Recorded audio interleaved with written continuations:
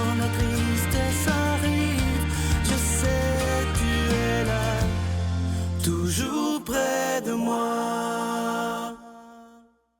Bon jeudi, bienvenue à votre émission La Victoire de l'amour. J'espère que vous allez bien. Comme on le fait toutes les semaines, on rejoint notre ami Pierre-Luc Bordelot.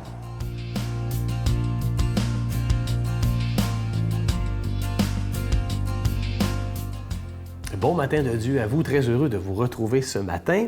Et vraiment, je suis très heureux de vous retrouver ce matin, et c'est vrai. Puis en matin, je poursuis dans un élan que j'ai déjà entamé d'offrir des outils pour devenir des bons donneurs de sens, puisque je me fais dire régulièrement, inspirant, mais concrètement, qu'est-ce qu'on peut faire? Alors, je vous en donne un ce matin, j'ai appelé ça l'outil « Le réflexe du bon ». Ça me vient d'un moment dans ma vie, avec ma femme, où elle quittait pour aller au travail. Je pense que je vous en ai déjà glissé un mot, si vous en rappelez. Elle allait au travail et ça ne lui tentait pas. Ça n'allait pas bien au travail. Je suis sûr que ça vous arrive, là. Peut-être pas au travail, mais ailleurs, ça ne vous tente pas. Et là, tous les matins, j'étais mal à l'aise, mais je lui disais, bien, bonne journée. Sachant très bien que ça n'allait pas être très bon.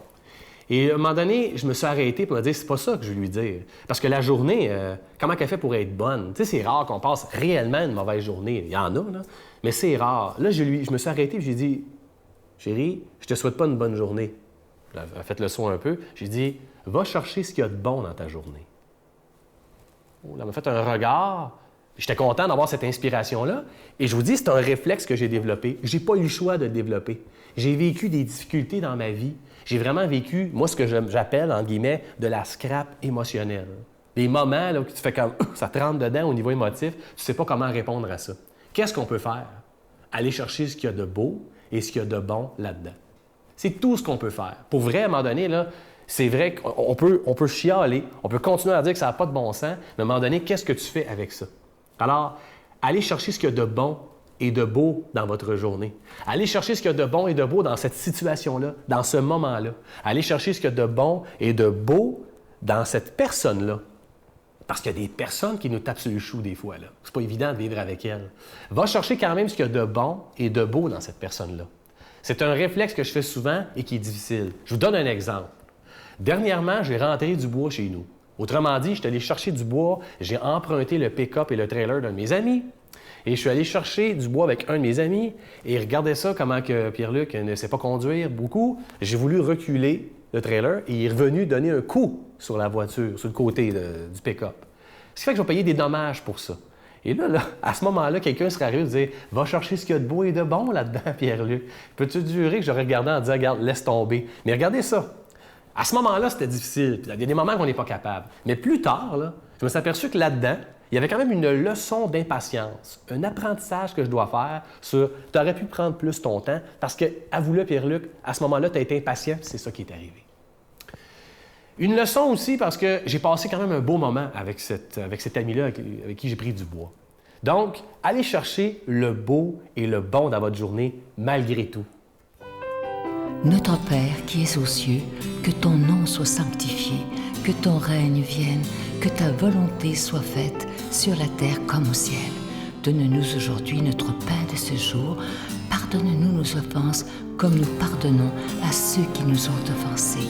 Ne nous laisse pas entrer en tentation, mais délivre-nous du mal, car c'est à toi qu'appartient le règne, la puissance et la gloire pour les siècles des siècles. Amen.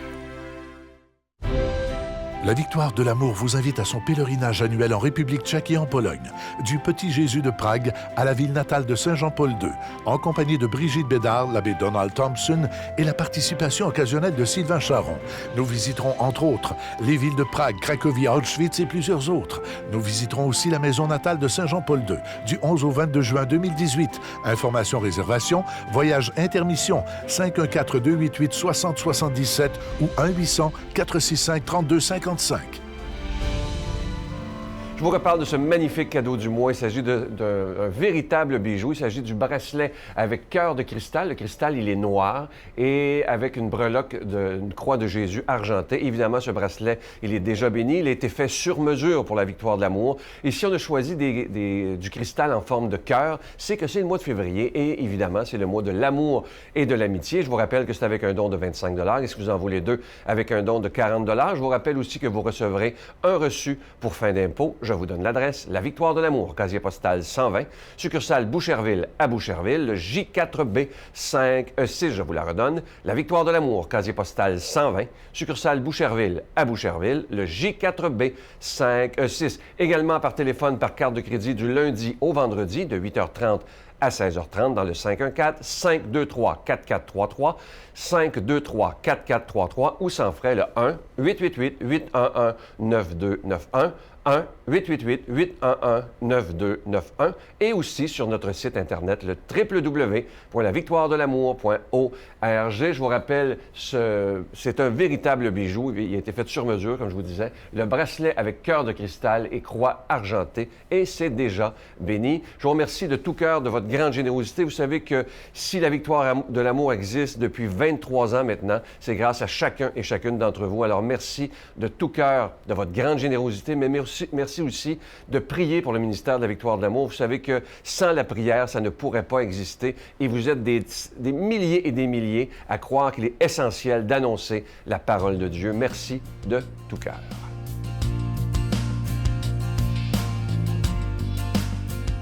Mon Dieu, donnez-moi la sérénité d'accepter les choses que je ne peux changer, le courage de changer les choses que je peux et la sagesse d'en connaître la différence. Amen. Aujourd'hui, la parole de Dieu est proclamée par quelqu'un qu'on apprécie beaucoup, Brigitte Bédard.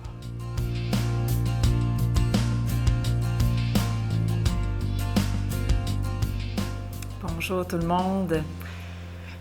Hier, c'était mercredi des Cendres. Alors, tout de suite aujourd'hui, là, l'Église, avec la parole qu'elle a choisie pour ce début de carême, elle veut tout de suite nous faire rentrer dans le carême puis nous montrer c'est quoi le but. C'est quoi le but de ce carême? Qu'est-ce qu'on est supposé faire? Qu'est-ce qu'on est supposé vivre? Qu'est-ce qu'on est supposé comprendre? C'est la parole d'aujourd'hui, tout est là. Jésus disait à ses disciples,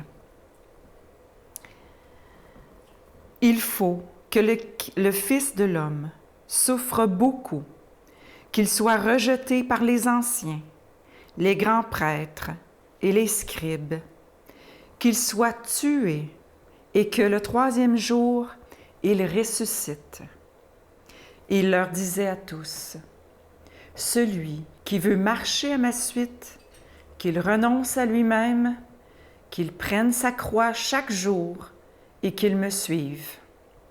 Car celui qui veut sauver sa vie la perdra, mais celui qui perdra sa vie à cause de moi la sauvera. » Acclamons la parole de Dieu. Louange à toi, Seigneur Jésus. Tout de suite, Jésus nous dit que si on veut le suivre, il faut qu'on renonce à nous-mêmes. C'est la première chose à faire. Et c'est la chose la plus difficile. Parce qu'on peut renoncer à soi-même 40 fois par jour. 2 fois par jour, là, vous n'êtes pas loin de la sainteté. Renoncer à soi-même, souvent, à tous les jours, mais jamais seul. Jésus, il ne dit pas « vous devez renoncer à vous-même puis marcher tout seul ». Non, non. Il dit « renoncez à vous-même, prends ta croix chaque jour et suis-moi ». C'est-à-dire qu'on n'est jamais seul, qu'il va toujours être là, qu'il est toujours là.